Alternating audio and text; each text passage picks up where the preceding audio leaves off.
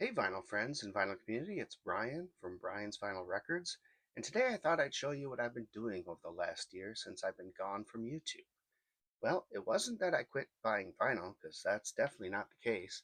It was just a matter of time and unavailability to do videos while dealing with some health issues that we won't get into here. But I was buying things, and I want to show you what I spent the last year doing.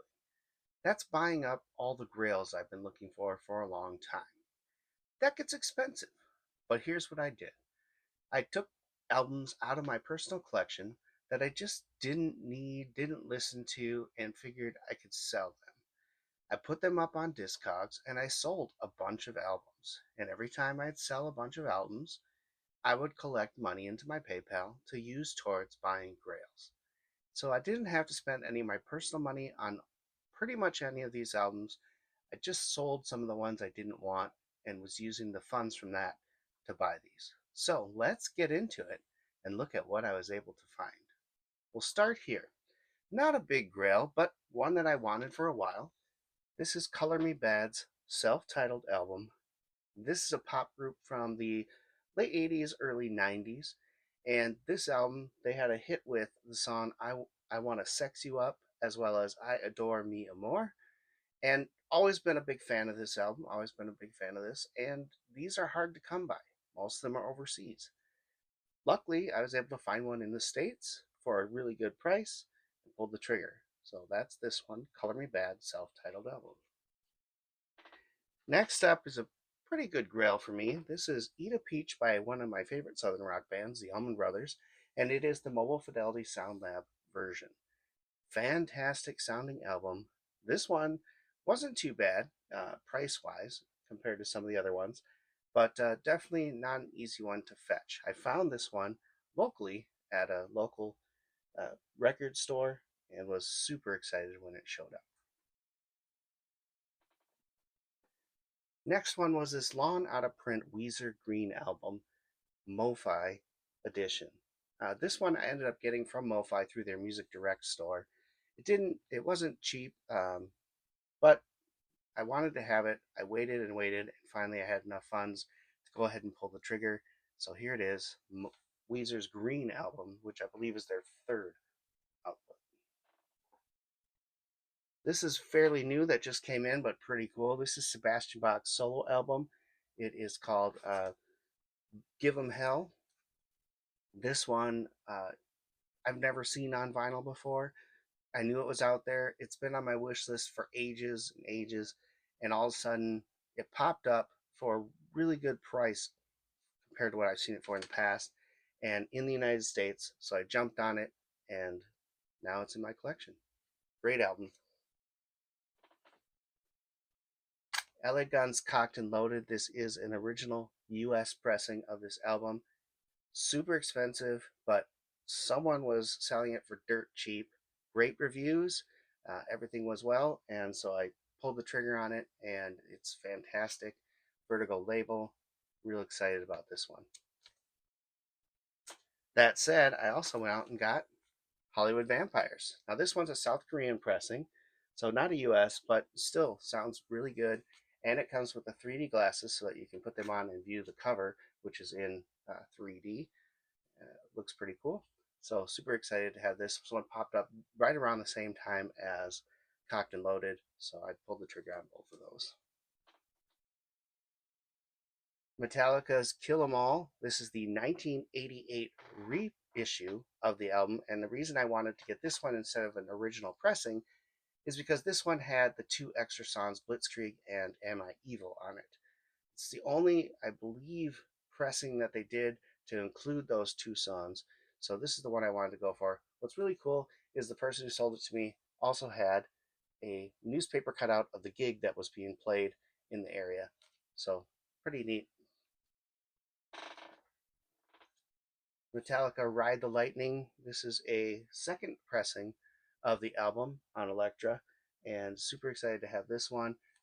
Pretty good shape comparative. The cover, not the best, but the album is perfect. So excited to have that one as well. Then we got this guy, Master of Puppets, Japanese pressing, 1986. Super expensive when you find it. I got lucky. I had asked a guy who gets a lot of Japanese records at his record store in Ohio to keep a lookout for me. He got a couple of them in and gave me a sweet, sweet deal on this. Still expensive, but not as expensive as I've seen them go for. I've seen these things go for around $500-$600. Uh, this one was nowhere near that. And what's cool about it is it's still in the shrink from Japan, so just picture perfect. 1991 original pressing of Metallica's self-titled, also known as the Black Album. This is cool. This is a UK pressing on the Vertigo label, and super excited to have this. It sounds absolutely phenomenal. I did a lot of research on which version of this album was the best one to own, and a lot of them said that this was the one. It's used the same plates as the U.S. pressing, so they sound very similar. And this one's a fraction of the cost of what a U.S. one goes for. So can't go wrong. If you see a UK version of the 1991 self-titled Metallica album, don't feel like you need to wait for US. They use the same stampers. Just grab it. Michael Jackson's Invincible. This is an original pressing of the album. Super pumped when I saw this one come up. Love this album. I had an MOV pressing of this, but when an OG comes up and it's affordable, I had to pull the trigger. Sounds amazing. MOV sounds great. All Michael Jackson sound great. This one sounds better than the MOV pressing. It's pretty awesome. Much more soundstage. Next up, I found this one locally at a Half Price Books. This is Michael Jackson's Blood on the Dance Floor. Very hard to find this album. Almost all of them are always in pretty bad shape for the cover. This is no exception. It's got lots of creases and things like that, but the albums inside are near mint quality. Love it. Found this, like I said, locally at a Half Price Books. Couldn't leave without it. I actually had a 20% off coupon, so I got the price down pretty good on this one. This was a holy grail of mine for a long time. This is the box set of Michael Jackson's History album. It includes the Greatest Hits album as well as the new History album itself. This comes with a booklet and all sorts of things. Just wanted this forever. Couldn't find it anywhere in the States. And when I did, the price was just incredibly insane. And so this one popped up, like I said, locally. I messaged the guy about it, asked for pictures. He sent them over, and I jumped on it right away and super excited to have this in my collection.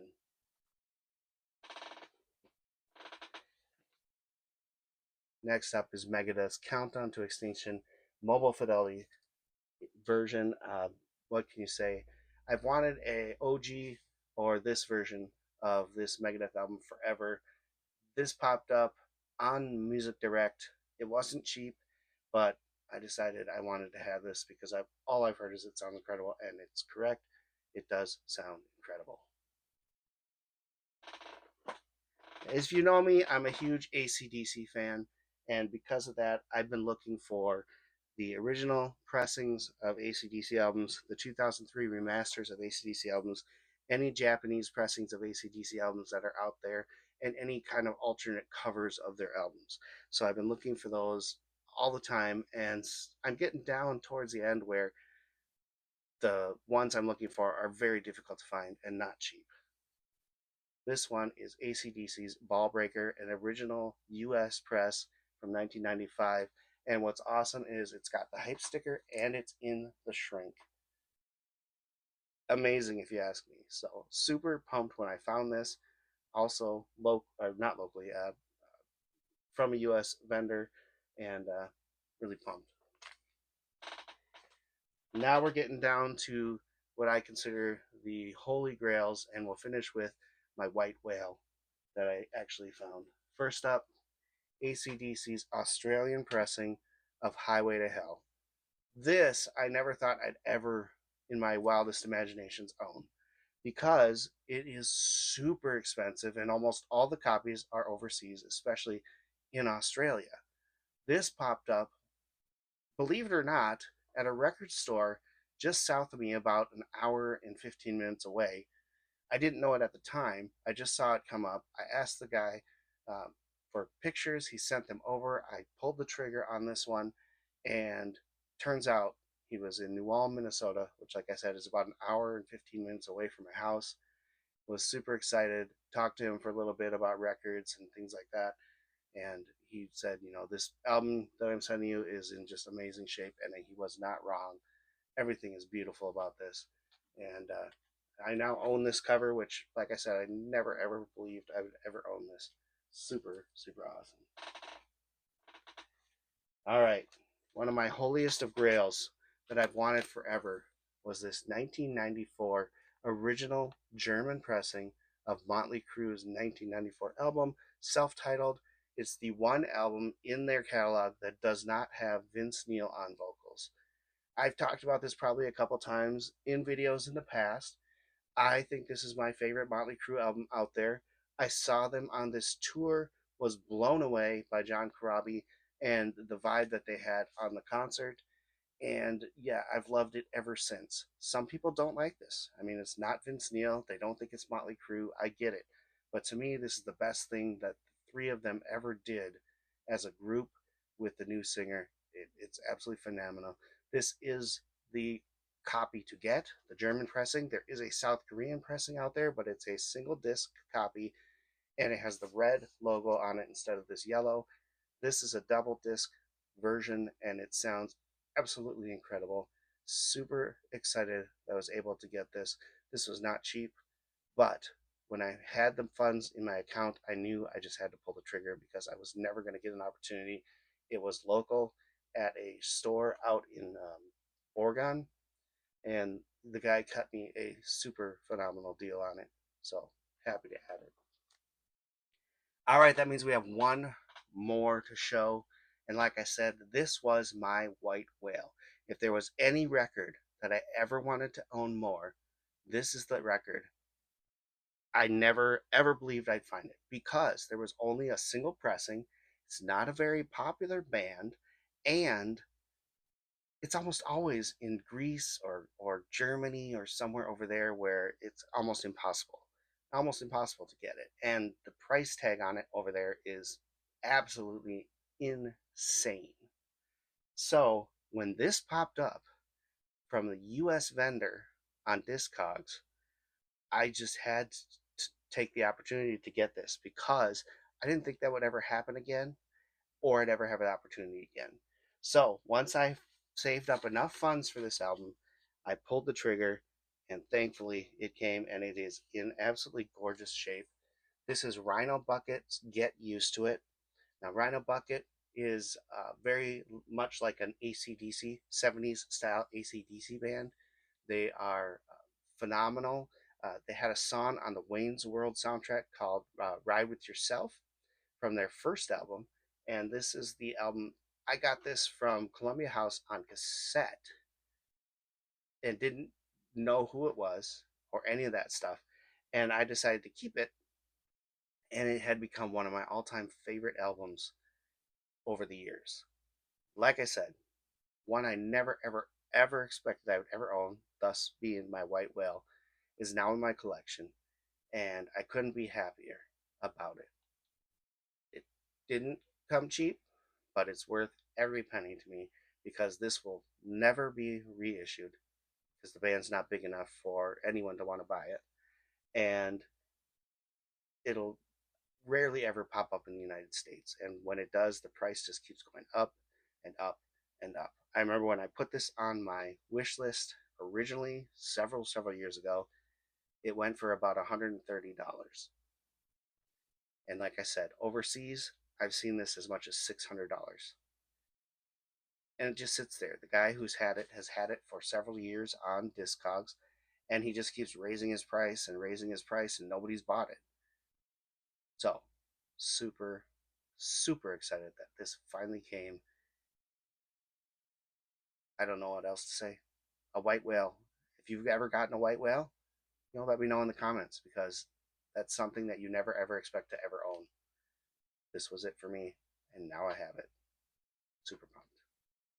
So there you go, guys. That is what I've been doing over the last year or so as I've been kind of on a break from Discogs. Like I said, there were other reasons, medical reasons, that I couldn't participate in doing this and just trying to get my health back to where it needs to be.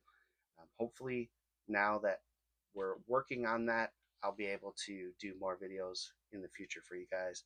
And thank you to all of you who stuck around, who stayed subscribed. Any new subscribers, bless your hearts for joining a page that's been dormant for so long. And hopefully, I can entertain you over the next several years to come. Thank you for watching, and until next time, keep spinning, vinyl friends.